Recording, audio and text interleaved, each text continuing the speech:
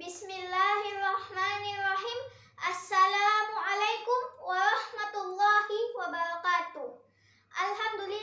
Alhamdulillahirabbil alamin wa bihi nasta'in ala umurid dunya waddin. Wassalatu wassalamu ala sayyidina mursalina Muhammadina wa ala alihi wa sahbihi wasallam. Amma ba'du. Ma'asyiral muslimin rahimakumullah. Segala puji bagi Allah, Tuhan semesta alam, yang memerintahkan kita agar terus bertawakal kepadanya. Selain itu, kita juga diperintahkan agar bersolawat kepada Nabi besar kita, Nabi Muhammad SAW. Karena barang siapa yang bersolawat kepada beliau sekali, maka Allah akan membalasnya sebanyak 10 kali. Teman-teman, pada kesempatan ini, Sasi akan membawakan pidato yang berjudul 7 jurus jitu menghadapi virus corona. Teman-teman tahu virus corona kan? Ketahuilah bahwa wabah penyakit juga pernah terjadi di zaman Rasulullah SAW. Meski bukan virus corona, wabah tersebut salah satunya kusta yang menular dan sangat mematikan sebelum diketahui obatnya. Nabi memerintahkan agar tidak dekat-dekat atau menjenguk orang yang mengalami lepra atau leprosi. Nabi Muhammad SAW juga pernah memperingatkan umatnya jangan berada di dekat wilayah yang sedang terkena wabah. Selain di masa Rasulullah, kisah wabah penyakit juga ada di masa Khalifah Umar bin Khattab. Dalam hadis diceritakan, Umar sedang dalam perjalanan menuju Syam saat kabar wabah penyakit diterimanya dalam perjalanan. Sehingga Khalifah Umar memutuskan untuk tidak melanjutkan perjalanannya karena wabah. Berdasarkan sirah wabah Nabawiyah tadi, ada beberapa nasihat dari Syekh Profesor Dr. Abdul Razak Al-Badr yang sudah saya ringkaskan menjadi 7 jurus jitu menghadapi virus corona. Teman-teman dengarkan yang baik ya. Yang pertama, tawakal kepada Allah. Setiap muslim hendaknya pasrah dan tawakal kepada Allah. Ingatlah, segala sesuatu yang terjadi atas kuasa Allah dan sudah menjadi takdirnya. Ayat-ayat dan hadis berikut wajib jadi renungan kita. Yang pertama, tertera di dalam surah At-Taghabun ayat 11 yang artinya, tidak ada suatu musibah yang menimpa seseorang kecuali dengan izin Allah.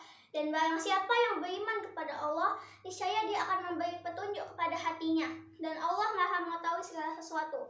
Quran surah At-Taghabun ayat 11. Yang kedua, dari Abdullah bin Amr bin Al-Ash radhiyallahu anhuma, Nabi SAW bersabda yang artinya, Allah telah mencatat takdir setiap makhluk 50.000 tahun sebelum penciptaan langit dan bumi. Hadis riwayat Muslim nomor 2653. Yang kedua, menjaga aturan Allah. Ingatlah, kalau kita menjaga aturan Allah, memperhatikan perintah dan menjauhi larangan, pasti Allah akan menjaga kita pula. Dalam nasihat Nabi SAW kepada Ibnu Abbas radhiyallahu anhu disebutkan, ahfazillahu yahfazuk, yang artinya jagalah Allah, niscaya Allah akan menjagamu. Hadis riwayat Tirmizi nomor 2516.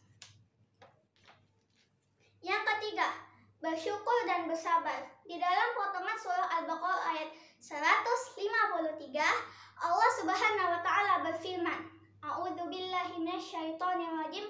Bismillahirrahmanirrahim. Innallaha ma'as sabirin, yang artinya sesungguhnya Allah bersama orang-orang yang sabar. Jadi, apabila kita sehat, kita harus bersyukur. Apabila kita sakit, kita harus bersabar. Jika kita sehat maupun sakit, kita harus bersyukur dan bersabar. Yang keempat, lakukanlah ikhtiar dan sebab. Sebagai manusia yang diberikan akal oleh Allah Subhanahu wa taala, kita harus bisa mengenali sebab dan melakukan berbagai upaya untuk mengobati penyakit. Karena mencari sebab dan berobat tidaklah bertentangan dengan tawakal.